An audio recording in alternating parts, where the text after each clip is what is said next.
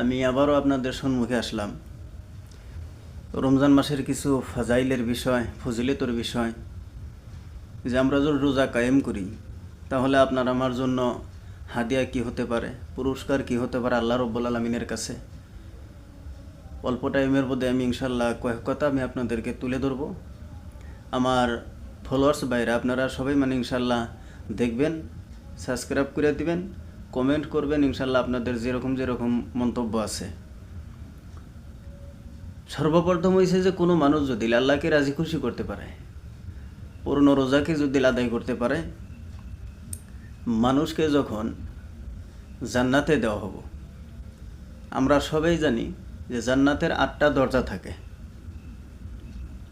8টা দরজা থাকে, সেই 8টা দরজার মধ্যে থেকে এমন একটা দরজা খাস করে রাখা হয়েছে যে যারা মেহমান খুশুসিয়াত, যারা রোজার ভিতরে পাবন্দি করছেন, আল্লাহকে ভয় করে যারা পুরা দিন না খায় থেকে আল্লাহর উপাসনা করছেন, তাদের জন্য একটা দরজা রাখা হয়েছে। সেটা দরজার নাম হয় রাইয়ান।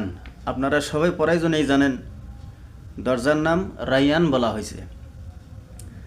যখন রোজাদারকে যখন জান্নাতে দেওয়া হবো, যেরকম আমরা এই বাংলাদেশ কন, কলকাতা কন, আমরা আসাম থেকে কন, বড় বড় বক্তা যারা আছে, যারা বড় বড় মন্ত্রী আছে, তাদেরকে আমরা সম্মান করে আমরা আমাদের মঞ্চে নিয়ে আসি।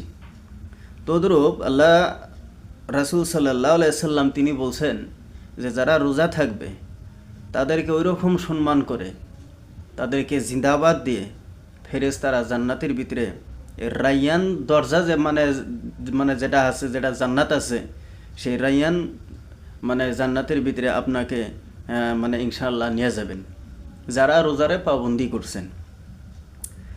আর এরকম হয়েছে যে আপনাকে এরকম করে দেওয়া হবে যে আপনি যে গেট দিয়ে আপনি চান, আপনাকে 8টা দরজা দেওয়া হবে, আপনি যে গেট দিয়ে চান আপনি ইনশাআল্লাহ যেতে পারবেন। আল্লাহ রাসূল সাল্লাল্লাহু আলাইহি ওয়াসাল্লাম হাদিসের ভিতরে বলছেন যে ফিল জান্নাতি সামানিয়াতু আবওয়াবিন মিনহা বাবুন ইউসাম্মার রায়ানু লা ইয়াদখুলুহু ইল্লা সাইমুনা। আল্লাহ রাসূল সাল্লাল্লাহু আলাইহি সাল্লাম হাদিস শরীফের ভিতরে বলছেন, বুখারী শরীফের হাদিস, আপনারা প্রায়জনে জানেন। খুব সুন্দর একটা কথা বলছেন আল্লাহ রাসূল সাল্লাল্লাহু আলাইহি সাল্লাম। বলা হয়েছে যে জান্নাতের 8টা দরজা আছে, জান্নাতের 8টা দরজা আছে, ওর মধ্যে থেকে আমার উম্মত যে কোনো দরজা দিয়া আপনি যাইতে পারবেন। কিন্তু তার মধ্যে 8টা দরজার ভিতরে রায়ান নামের দরজাটা খুব সম্মানীয় দরজা বলা হয়েছে। ওটা বলন্দ দরজা বলা হয়েছে যে খাস করে যারা রোজা থাকবেন তাদের যাওয়ার জন্য এই দরজা বানানো হয়েছে।